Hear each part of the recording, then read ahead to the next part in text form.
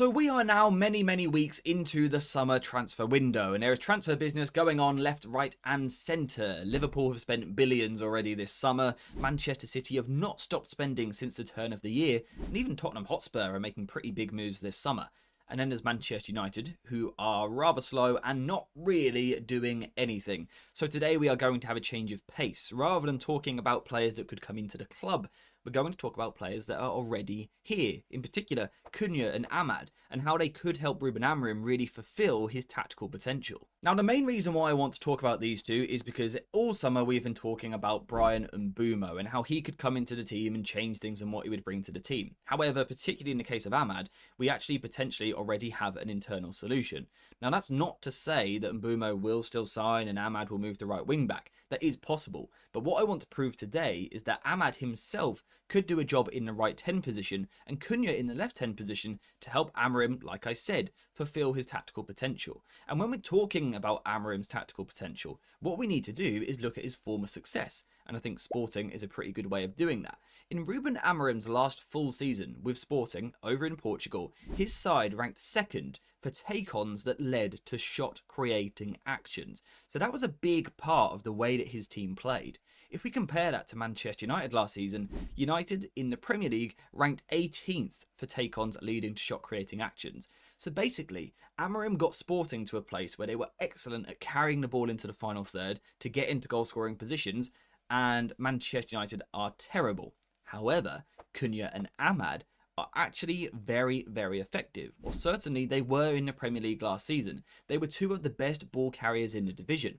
And the reason why this is so important to Amorim is because he is not necessarily the most tactically fluid and flexible manager you are ever going to see. He is not a manager, or certainly he wasn't last season, a manager that encouraged a lot of positional rotations. He wasn't someone who gave the players too much freedom to roam into different areas, and tactically the ideas felt a little bit limited at times in the attack. That's why sometimes you need individual brilliance, you need problem solvers, players that can pick the ball up and create magic by themselves. Amad and Cunha are exactly that. They are both very effective ball carriers, as we saw in those previous stats, which makes them incredibly useful for the team. The ability to pick the ball up in these situations and commit multiple opposition defenders. Tactical gravity. How many times have we said that this summer? But it is important, and Manchester United are adding it this summer, and Amad already has it, and he's already at the club. But the ability to drive forward with the ball in these positions in the centre of the pitch and draw opposition players towards you to break their structure. Now, there was a very important word there that I said, and I'm not sure if you guys picked up on it. It was the usage of the word central. You see, Cunha is a right-footed player playing in a left 10 position. Amad, if he was to play in the right 10, would be a left-footed player playing in the right 10. So if we just quickly put that on the board here, that means that naturally, instinctively, to get closer to the opposition goal, these two are going to go this way, which is onto their stronger foot. And this is what we often talk about. Rather than talking about a player's position as a position, a place in a structure, it's more important to talk about player habits, player instinct, and what players want to do, where they want to go, where they have instinctively always gone in their career. And for Amad, it's from the right-hand side, moving inwards onto his left foot towards the opposition goal. And for Cunha, it's starting on the left-hand side, picking up the ball and driving closer to goal on his right foot. And this is potentially something that Manchester United need. You see, we can see in this graphic here from last season that Manchester United did not access Zone 14 anywhere near regular enough. We didn't get into that danger area. Zone 14 is known as one of the most dangerous parts of the football pitch, and Manchester United never really went there. However, by having Cunha's ball carrying ability coming from left to right, having Amad doing the same from right to left, both of them onto their stronger foot, both of them playing to their instincts, now we can potentially see some success in a way that Manchester United can have some joy in this part of the pitch with these two, their ability to operate in tight spaces, their ability to carry the ball, to take on defenders and get into genuinely very dangerous positions.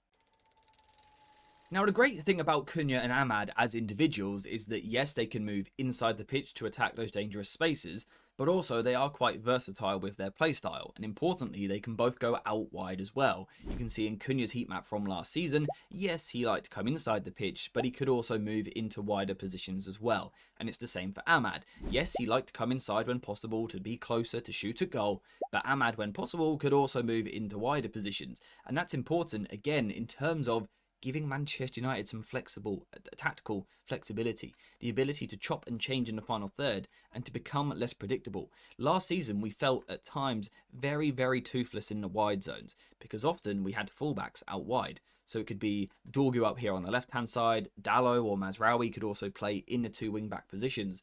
They are not naturally aggressive players. If, again, we're talking about player instinct, fullbacks aren't players typically that naturally want to take people on.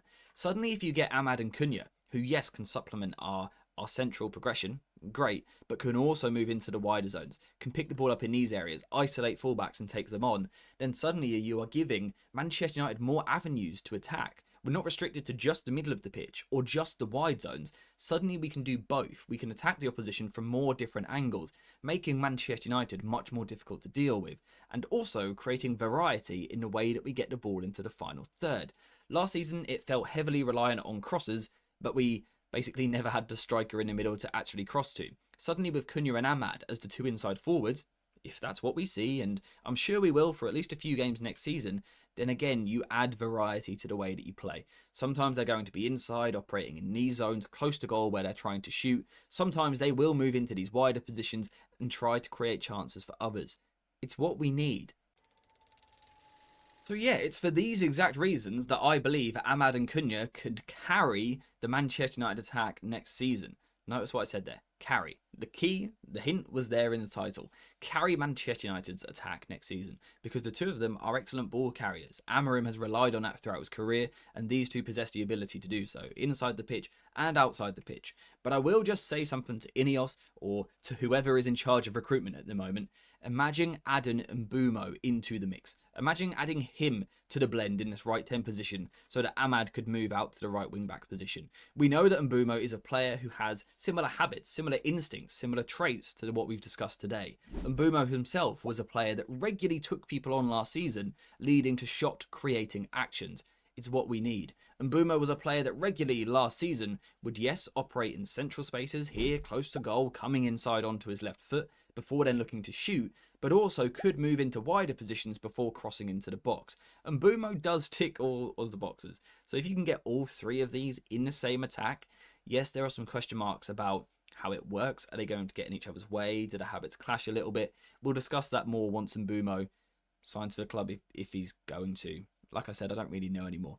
But if he does sign for the club, we will discuss how the three of them can work together, as well as alongside the striker. But I do just think, if you can get these three players on the football pitch, three players that can go inside, that can go outside, three players that can carry the ball, three players that can interchange and move into different positions, that are excellent with their technical work, combining with each other in the final third, all whilst being supplied by Bruno Fernandes in a deeper position, where he should be getting more touches, you can see why Manchester United fans are excited about this prospect. It's just incredibly frustrating that it's taking so long. But if we do sign Mbeumo, the Manchester United attack will go to a different level next season. There's no doubt about it. But if we don't sign him, it's actually not the end of the world. It's not the end of the world, which is why for me, Manchester United need to make a decision. Go and buy Mbeumo, go and buy him and bring him into the team. That's great. If not, pivot and look for something different, because Amad in the right 10, Cunha in the left 10 can be incredibly effective. If you get the right type of striker up front, someone that would stretch him behind and create space for these two to roam into, then that can work as well. And the point that I really want to prove today was I would love Mbeumo. I think he would be a good signing for Manchester United. But if it doesn't happen, it's actually not the end of the world, as long as Manchester United are able to pivot and move in a different direction and sign someone else. I also want to prove the point that we do have good players at this football club. There's a lot of doom and gloom around the lack of signings, and trust me, I'm annoyed at it as well. But we do have some seriously gifted footballers. The likes of Yoro, he's an amazing footballer, an amazing young player. Someone like Mazraoui is one of the most versatile players in the world. We've got Bruno Fernandes, we've got Kobbie Mainoo, we've got Amad, we've got Joshua Zirkzee, who's a talent, we've got Matheus Cunha, and more. We've got so many good players. So there are solutions within the football club, but also, go sign someone else, please. So yes, I believe that is everything that I wanted to discuss for today's video. There was a few different points that I wanted to prove because I don't think all of the discussion around Manchester United has been completely fair. And for majority of the video, I wanted to avoid talking about transfers and actually talk about the players that we've already got. The players that are going to be going on the pre-season tour. and playing in the game this weekend. It's time to discuss what we've actually already got at the club and how they can make a difference and how they can help Amorim to execute his ideas. So hopefully we've achieved that today. Let me know in the comments down below whether I have or not. How do you feel about Amad and Cunha? Is that a good alternative if we can't sign Mbeumo? Could we move Amad into a more attacking position? Or are you still very much fixed on Mbeumo and the need for him to come into the team? Let me know what you think in the comments down below. And whilst you're there, could you also please leave a like on the video? And if you could also subscribe and get notifications on, well, that would just be amazing, and I would be incredibly, incredibly grateful. So please do that. And yeah, apart from that, we are finished for this video. So thank you very much for watching. Hope you have enjoyed it. And as always, I'll see you in the next one.